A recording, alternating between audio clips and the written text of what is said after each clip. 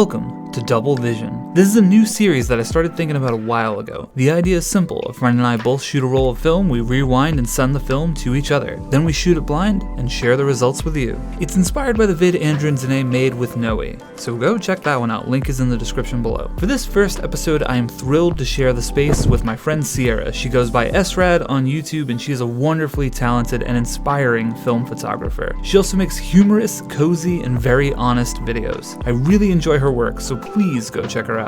And one more quick thing before we get started here. I have done double exposures on digital, specifically on my 5D Mark III that was just built right into the camera. It was pretty cool. But in terms of making double exposures on film, not so much experience. So this is kind of a new frontier for me. Hope you enjoy taking the journey with me. On today's menu, Psychedelic Blues number 6. It feels like a very appropriate film since srad is really into the experimental films. For those who aren't familiar, Psychedelic Blues is a series of experimental films. They're actually Kodak Ultramax that are fogged by hand, meaning they are pre-exposed to light. Psychedelic Blues number 6 has multicolored circles and windows of light, as well as full frames of color and areas with a slight color shift. So while this project is unpredictable, that's going to add a little bit to the unpredictability, which I think is a little fun. srad took photos around her area. Based on what I know about her, I assumed I would be seeing some shots of the sky. She loves a good sky photo. Definitely some photos of Jasmine, that's her dog. Jasmine, come here, please. And maybe something with her projector. She's done a lot of really sick work with her projector. But anyway, I'm gonna shut up and show you some photos.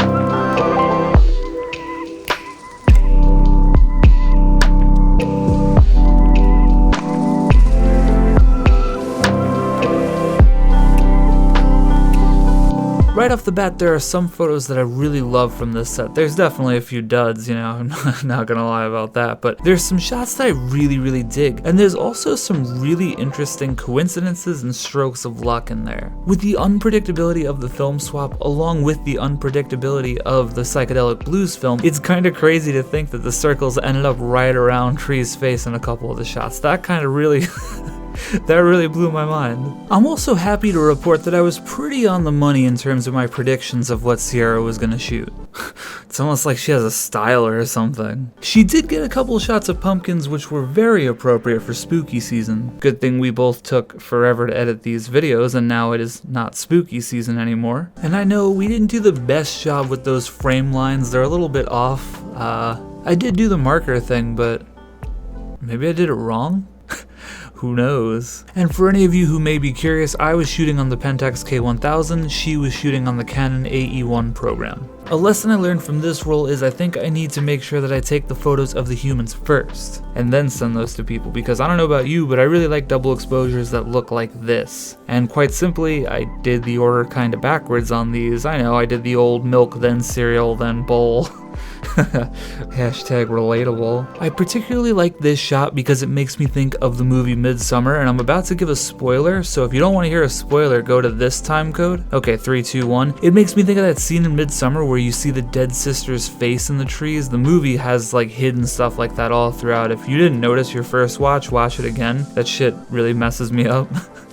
But it made me think of that. Of course, it's definitely not as, dismal and depressing, but similar energy. Okay, I'm done with Midsummer spoilers. I also really love this shot, and I think it has a lot to do with the negative space and the texture.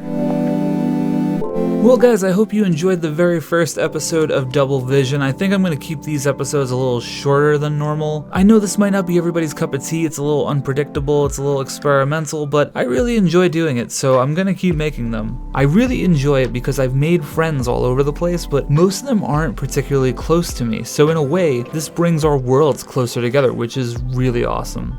You know, normally at this point in the video I would say make sure you smash subscribe, but for this time I'm gonna actually say make sure you subscribe to Sierra. Go over to srad, smash that subscribe button. She's a good friend of mine and an awesome photographer. And also, I never really mentioned this here, but I actually make silly Animal Crossing videos over on another channel.